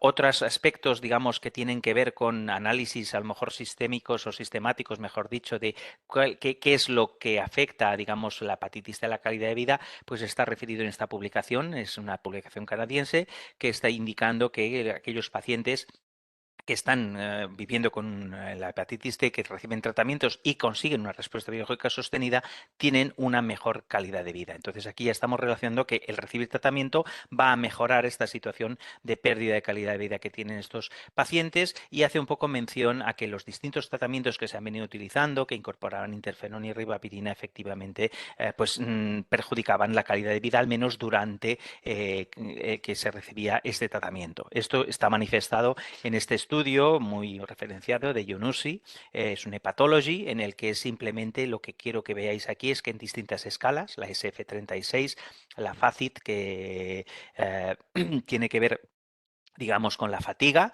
el CLDQ, una escala específica de calidad de vida, y una de lo que sería la productividad, digamos, laboral de estos pacientes. Digamos, esto sería el valor inicial de calidad de vida en el punto cero, y el valor final, que sería el post-tratamiento, ¿no? A las 24 semanas se termina el tratamiento, post-tratamiento. En todos los casos vemos que hay una mejora, un improvement. En este caso de la Work Productivity va al revés, pero en todo caso esto significa una mejora en la capacidad de productividad, y por lo tanto del inicio al final se consigue siempre una mejoría.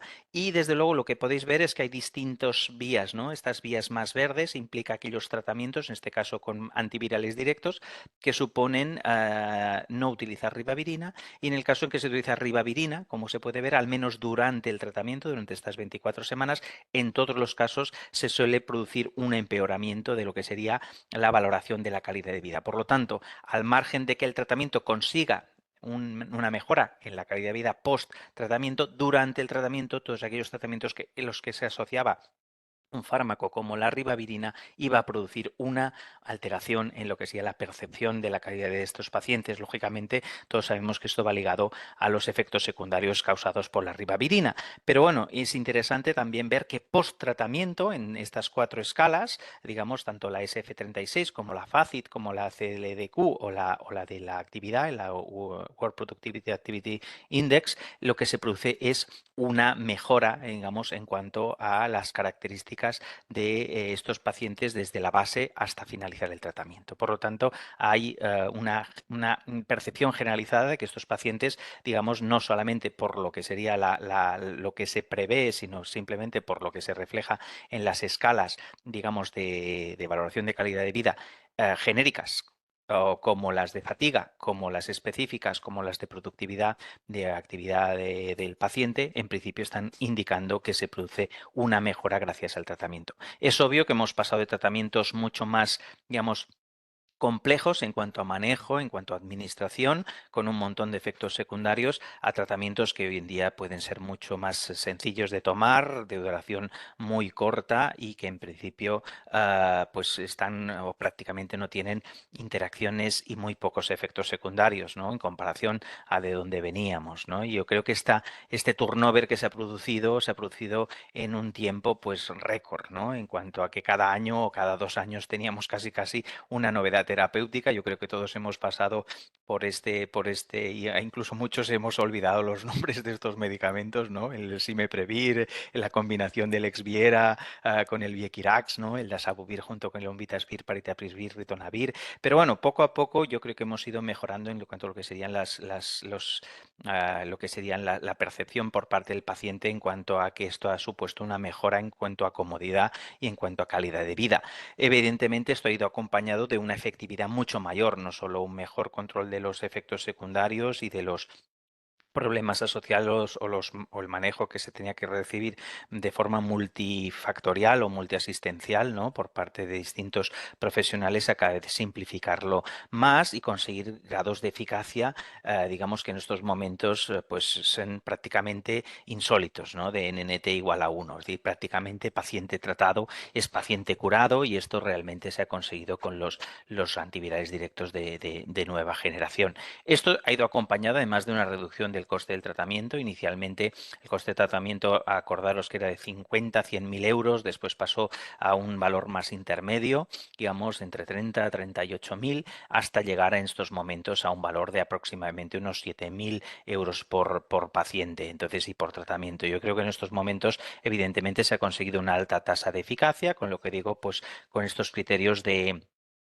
perfil de tolerancia muy bueno, con pocas interacciones, duraciones del tratamiento muy ajustadas a 2 meses. Por lo tanto, yo creo que esto ha ido en definitiva hacia una mejora en la percepción de calidad de vida, pero no solo porque lo diga yo o uno lo prevea, sino porque hay distintos estudios que así lo manifiestan, ¿no? Este es uno de ellos, que es un estudio observacional, prospectivo, unicéntrico, 86 pacientes que se consideraba que iban a recibir asintomáticos asintomáticos, en todo caso, que iban a recibir tratamiento con antivirales directos, comparados con pacientes que en principio eran con grados de fibrosis más bajo, que en ese momento no eran candidatos a tratamiento según lo que eran las recomendaciones que se establecían a nivel ministerial, y se establecía una comparativa de ver si realmente pues, el tratamiento con los nuevos antivirales directos también, a pesar de que son mucho más cómodos de tomar, no crean tantos problemas, si realmente también suponen una ventaja entre el antes y el después. Y aquí se puede ver que en dos escalas que se utilizaron, que fue el cuestionario SF36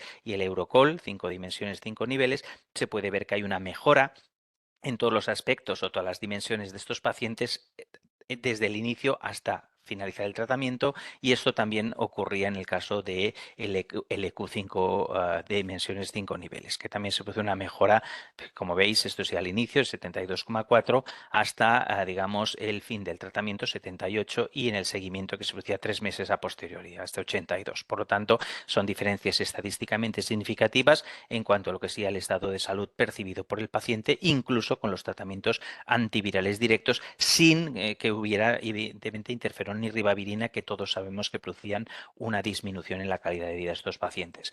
Por lo tanto, un poco lo que se concluye es eso, ¿no? Que los resultados realizados sobre estos 86 pacientes tratados y sobre los 12 en control suponen mejoría de varios parámetros, de entre los dimensiones de función física, dolor, salud general, vitalidad y función social, y sobre todo cuando se compara la percepción antes y tras finalizar el seguimiento después de la curación.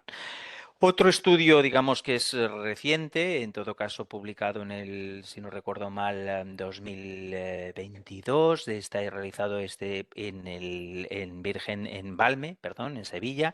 Es un estudio también observacional, en este caso retrospectivo y unicéntrico. Se incluyen menos pacientes y en principio también aquí se valoran exclusivamente pacientes que reciben antivirales directos, los nuevos, ¿no? El Glecaprevir, Pibentrasvir y el Sofosbuvir, Velpatasvir, y en el que aquí en este diagrama, digamos este pentagrama, puede observarse lo que sí en alguno de los pacientes que presentan, es decir, en negra, en valor negro, serían aquellos pacientes, digamos, que están percibiendo algún problema o que manifiestan que no tienen ningún problema ni en movilidad, ni en lo que serían aspectos como el cuidado personal, ni en lo que serían las actividades diarias, dolor o malestar y ansiedad y presión. Y esto sería en el pretratamiento, en el posttratamiento. Entonces, si os fijáis, en realidad, lo que sea el volumen en negro implicaría que cuanto más volumen en negro, una mejora en cuanto al valor pre respecto al post. Por lo tanto, el post ya por volumen es algo superior al pre, y en todo caso reflejar, digamos, que hay criterios que prácticamente se mantienen iguales entre pre y post, ¿no? La movilidad, un poco de mejora en lo que sería el caso del cuidado personal. En cuanto a lo que sería la actividad diaria, es prácticamente el mismo valor, al igual que también lo es pues el dolor, el malestar o la ansiedad, depresión. En todo caso, lo que sí que es importante es ver que pacientes que presentan algún problema, que estaría manifestado con este color un poco más claro, cuando nos vamos al post-tratamiento, es decir, a los 3 meses tras haber finalizado, es decir, prácticamente disminuye en muchos de estos parámetros, digamos, la percepción de tener algún problema en respecto. Es decir, que en realidad se está mejorando, no de forma muy importante, pero sí se está consiguiendo una mejora en la calidad de vida de estos pacientes entre el pre y el post. De hecho, si lo valoramos de forma conjunta, la valoración de este problema, digamos, o de la percepción de estos resultados en salud mejora, digamos, desde 71,7 hasta valores, digamos, de 82,9. Es decir, y esta diferencia es estadísticamente significativa. De alguna manera, lo que se manifiesta es que incluso con los tratamientos actuales, Glecaprevir, Pibentrasvir o Sofosbuvir, Velpatasvir, se está consiguiendo una mejora en lo que sería la percepción de la calidad de vida que tienen estos pacientes. Por lo tanto, yo creo que es importante manifestar que no solo la patología produce una pérdida de calidad de vida, sino incluso con los tratamientos actuales se está mejorando la calidad de vida de estos pacientes, al menos en el corto plazo, ¿no? También hay otro estudio, que es este de aquí, en el que se habla de él, qué impacto tiene también sobre la calidad de vida el tratamiento actual de estos pacientes. En realidad aquí el tratamiento actual no es tanto el sofosbuvir, fatasvir, glecaprevir, pirentosvir, incluyen estos tratamientos un poco intermedios que vimos entre el PEG interferón y los nuevos antivirales directos, pero sí es interesante ver que en general, digamos, se está produciendo, estos serían niveles basales a las 4 semanas y post 12, en el que se está viendo en distintas escalas, ¿no? En la de movilidad, autocuidado, etcétera, etcétera, donde en general se está produciendo una tendencia a conseguir un mejor resultado. ¿Qué aplica este estudio que sea diferencial? Bueno, nos permite ver que pacientes que están en grados de fibrosis F4, donde a lo mejor de forma más gráfica vemos que hay un mayor volumen de pacientes que tienen problemas, ¿no?, al respecto, donde se está mejorando de forma significativa lo que sería, por ejemplo, el dolor disconfort o la ansiedad depresión, y estos serían valores globales. Si nos fijamos valores globales de todos los pacientes, independientemente del grado de fibrosis, también se ve que se mejora en movilidad, así como en dolor disconfort o ansiedad y depresión. ¿Cuál es la diferencia? Pues que en pacientes F0 a F1 o F2, F3, reflejados concretamente en las tablas y B, decir que prácticamente no existen estas diferencias estadísticamente significativas, sino que la gran mejora sobre todo está arrastrada, es decir, en el valor global está arrastrada por la mejora importante que se produce sobre todo en los pacientes con grados de fibrosis más avanzados. Es decir, a pesar de que la tendencia es la misma en todos los grados de fibrosis, realmente donde es de forma estadísticamente significativa y arrastra el resultado global serían aquellos pacientes que se encuentran en unas fibrosis más avanzadas, que es donde más se manifiesta, digamos, la efectividad en calidad de vida en estos tratamientos. Esto es las mismas gráficas, digamos, a lo mejor un poco más claras. Esto sí en la población total, digamos, que se ve sobre todo arrastrada por, digamos, el efecto que tiene en la población F4. Evidentemente, esto es sobre unos 206 pacientes en total. F4 eran solamente 56, una cuarta parte de los mismos, pero bueno, se puede ver en general que los problemas asociados con cada uno de estos ítems son mayores en los F4 y en todo caso la reducción que se produce pues está arrastrada, ya digo, sobre todo a nivel global por el efecto que tienen estos fármacos antivirales directos sobre digamos, los pacientes con los grados de fibrosis más avanzados. Lo que tiene interés también este estudio es que nos está refiriendo de alguna manera si estos pacientes van a tener una mejoría con respecto a pacientes que no están tratados o sea, que no tienen la hepatitis C, ¿no? Es decir, que realmente estos pacientes, incluso curados, es decir, van a tener más problemas que los pacientes que la población general. Entonces, fijaros que aquí habla de los F0, F1, en el que está diciendo que prácticamente tienen, porque esto es la relación entre lo observado en estos pacientes con respecto en el esperado en la población normal. Y en pacientes F0, F1 lo que se ve que en movilidad, en autocuidado y en actividades cotidianas, así como en dolor y malestar, prácticamente es igual. En aquellos pacientes que tengan un grado de fibrosis un poco más avanzado, la relación de tener problemas con movilidad, autocuidado, actividades cotidianas o malestar es un poco más elevado, pero sobre todo donde es mucho más elevado es en incluso estos pacientes, ya digo, tratados y curados, que siguen manteniendo problemas, digamos, de movilidad, autocuidado, actividades cotidianas y malestar, digamos, mucho mayor que lo que sería la población general. Es decir, a pesar de que con el tratamiento antiviral consigamos mejorar la calidad de vida de estos pacientes, en relación a la población general siguen siendo pacientes que tienen, sobre todo los F4, que siguen teniendo problemas al menos en estas dimensiones. Y una dimensión en la que prácticamente el tratamiento es independiente y no hace nada, digamos, con respecto a la población general, es en el caso de la ansiedad y depresión. Es decir, pacientes F0, F2, F3 o F4 tienen prácticamente una relación superior de tener problemas de ansiedad y depresión con respecto a la población general. Es decir, parece que aquí la intervención del tratamiento antiviral directo pues no hace nada.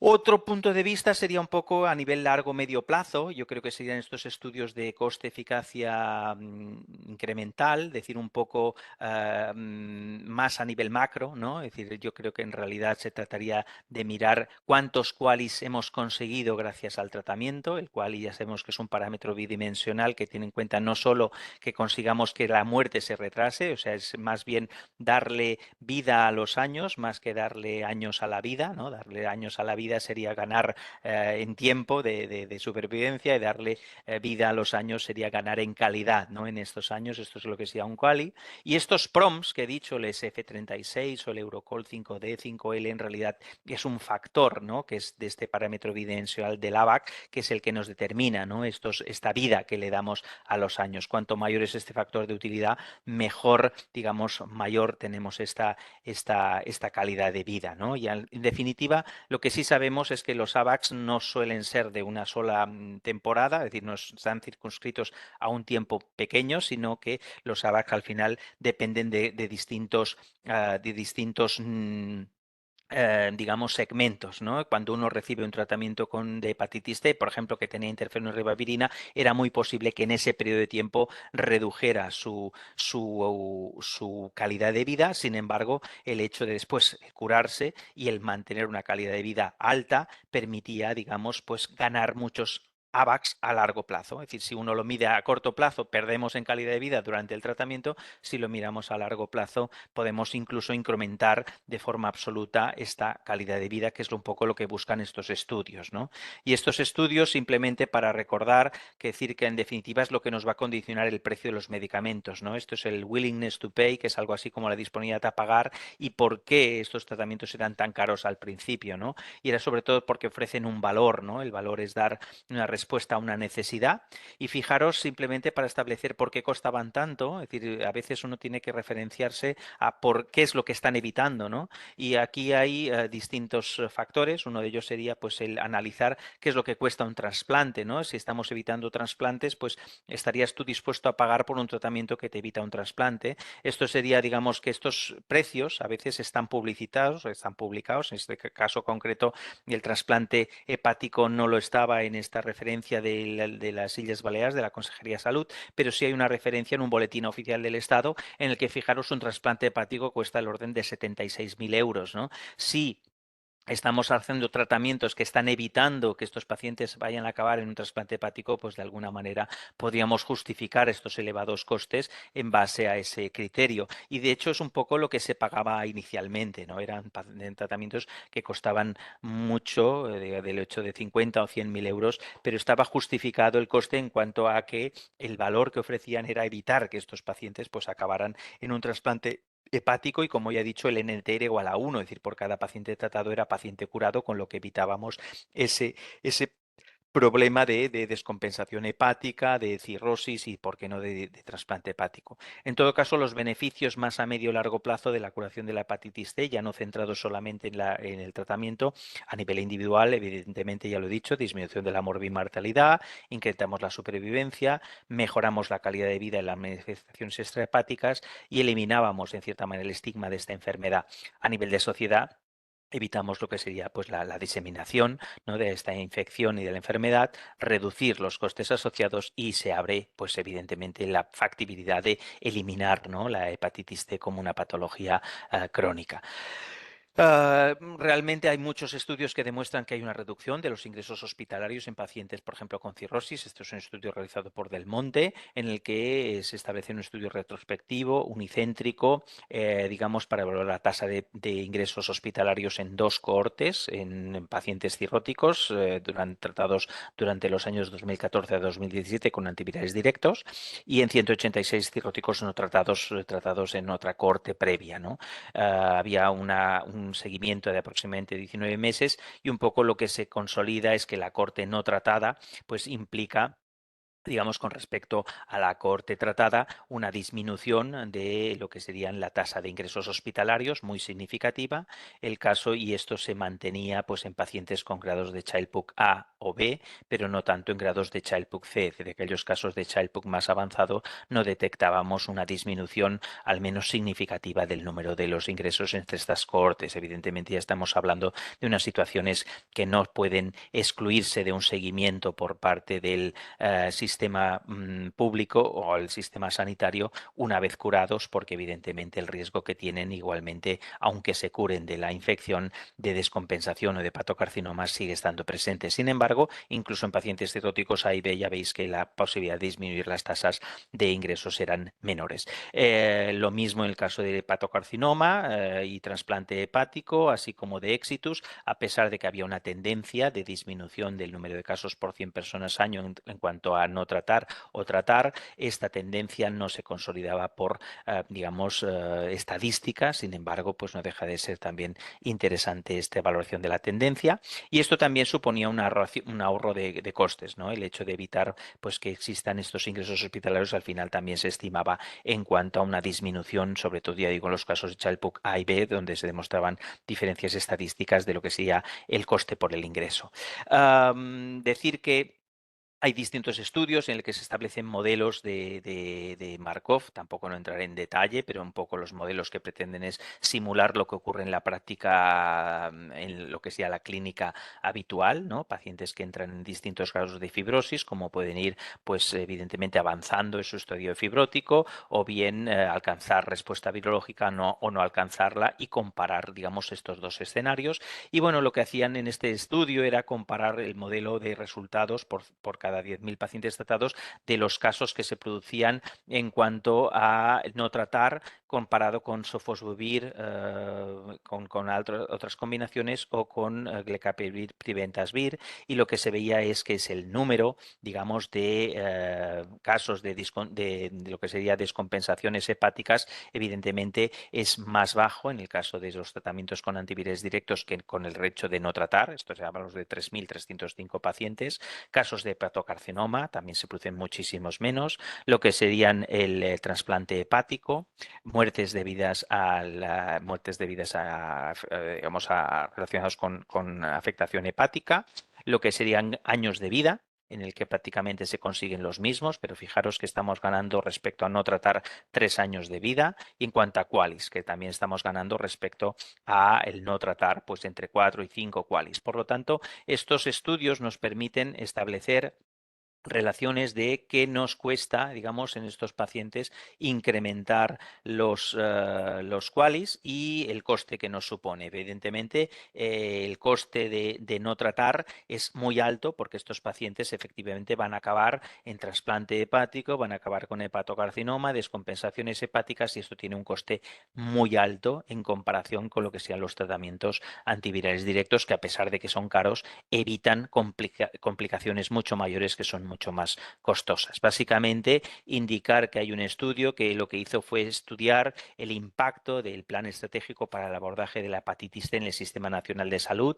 que se inició en el 2015 y en todo caso se amplió después al 2017, pero bueno, en todo caso lo que quería era que se viera que se hizo una estimación de qué supuso ese plan, y es verdad que a nivel hospitalario supuso un incremento muy importante de los costes, pero en todo caso también supuso, digamos, una reducción al menos estimada de lo que era la muerte relacionada, digamos, con el hígado, de hasta un 82% de las descompensaciones hepáticas de lo que era el hepatocarcinoma o el trasplante hepático. Fijaros que las reducciones que se consiguen en todos ellos, al menos, digamos, las que se pueden ver, son del orden del 75% o más entre la era pre-antiviral directo o la post-antiviral directo. Efectivamente, ello supone que, al menos inicialmente, digamos, lo que era el tratamiento pre-antiviral directo estaba más relacionado con el manejo de la enfermedad, ¿no? Con toda la casuística, no tanto el coste era farmacológico. En cambio, en la era post,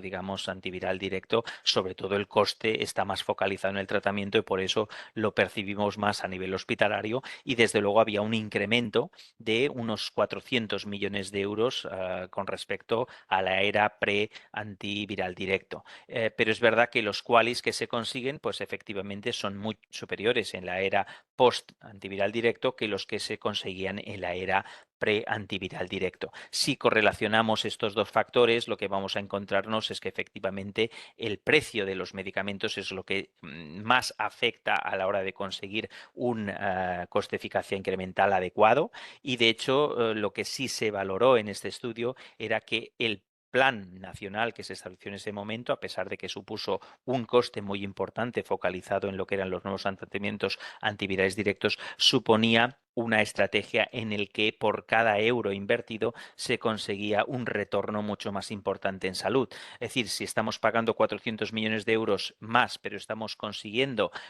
del orden de unos 200.000 o más, o casi 300.000 QALYs, en realidad, y considerando, pues mira, si este QALY lo estuviera pagando a 30.000 euros, el retorno que se produce, es decir, por cada estos 400 millones de euros invertidos, obtendría un retorno de 7.000 millones de euros en QALYs. Si estuviera el QALY en 25.000 euros, o sea, lo pagáramos a un precio menor, el retorno sería de 5.848 millones de euros, y si el QALY lo pagáramos incluso algo menor, digamos, para establecer un intervalo de confianza, incluso tendríamos un retorno de 4.679 millones de euros. Es decir, por 400 millones más invertidos en la terapia antiviral gracias al plan, digamos, nacional, el retorno que se obtenía, teniendo en cuenta distintos valores de QALY, siempre era muy superior, era del orden de 200 a 100 veces más el valor que se obtenía en retorno económico. De una manera general, podríamos decir que por cada euro invertido obteníamos 200 euros de retorno o, digamos, 100 euros de retorno mínimo a la hora de conseguir, pues, establecer un valor de coste-utilidad. Y finalmente decir, bueno, pues yo creo que como conclusión es, pues, que la hepatitis C ha representado un paradigma de retos de inversión en salud, que es una enfermedad de escala poblacional y que la curación se ha traducido en una mejora de la calidad de vida, así como una reducción de los ingresos hospitalarios a corto plazo, que ignorarla supone asumir costes directos e indirectos crecientes a medio y largo plazo, y que el valor monetario, como acabo de explicar, el retorno generado desde el Plan Nacional desde los primeros años de aplicación, pues ha superado ampliamente los costes de la inversión. Y eso es todo. Muchas gracias, Pera. Muy edificante todo lo que nos has contado. De hecho, yo creo que es una de las estrategias de inversión en salud que ha dado mejores resultados, y eso es indudable. Yo creo que ha habido un retorno de la inversión segura, sobre todo en gasto en recursos, porque se han dado infinidad de altas, y ahora que estamos digamos, en la época casi de la microeliminación, pues camino que hemos andado, y yo creo que ha valido la pena, ¿no? Con fármacos que tú muy bien has comentado, con NNTD1, que ya nos gustaría ver en el día a día, con ensayos clínicos que prácticamente, pues, replicaban los resultados en práctica clínica también, y evidentemente demostrando que los pacientes que se han curado, pues tienen menos problemas de salud que los que no se curaban. Así es. No sé si hay alguna pregunta en el chat, pero no quiero demorar más porque nos hemos sobrepasado de tiempo. Yo creo que ha sido, no sé si quieres hacer algún comentario, pero yo creo que ha sido una No, tarde es decir, muy provechosa. nada. Es decir, que ya sé que estamos un poco en el límite, o sea que ningún problema. Pues Pera nos ha comentado temas de resultados en salud, de una estrategia que ahora prácticamente utilizamos solo en estos entornos de población con difícil acceso al hospital, y bueno, también en estos ámbitos hay buenos resultados y estamos evitando infecciones y problemas de mortalidad. La doctora Vanessa Arroyo nos ha comentado un poco el escenario actual de lo que es la enfermedad inflamatoria intestinal, los retos que tenemos hoy en día, sobre todo de individualización del tratamiento. Y Raquel, por su parte, nos ha comentado el tema de enfermedad hepática metabólica, por los retos futuros que se nos plantean, porque prácticamente a fecha de hoy las herramientas terapéuticas disponibles son escasas, y esperamos que en los próximos meses, años, pues podamos decir lo mismo de de la enfermedad metabólica que de la hepatitis C. Pero bueno, daros las gracias a todos los ponentes, evidentemente. Un abrazo fuerte porque todos sois buenos amigos. Y a todos los asistentes también espero que hayáis disfrutado como yo de la tarde y habréis tomado buena nota de todo lo que se ha dicho. Y he aprendido mucho y he repasado muchas cosas y he conocido muchos datos que no tenía presentes en el día a día, pero que me serán útiles en el futuro de cara pues, a conseguir, ya os digo, los mejores resultados en el paciente, siempre teniendo en cuenta pues, el impacto que esto tiene en el sistema sanitario. Nada, daros muchas gracias a todos y nos vemos pronto en el próximo webinar. Muchas gracias. Que disfrutéis de lo que queda de tarde. Eso. Un abrazo. Que ya es corta. Venga, hasta luego. Un abrazo. Nos vemos pronto. Chao, Chao. chao, chao. Adiós a todos.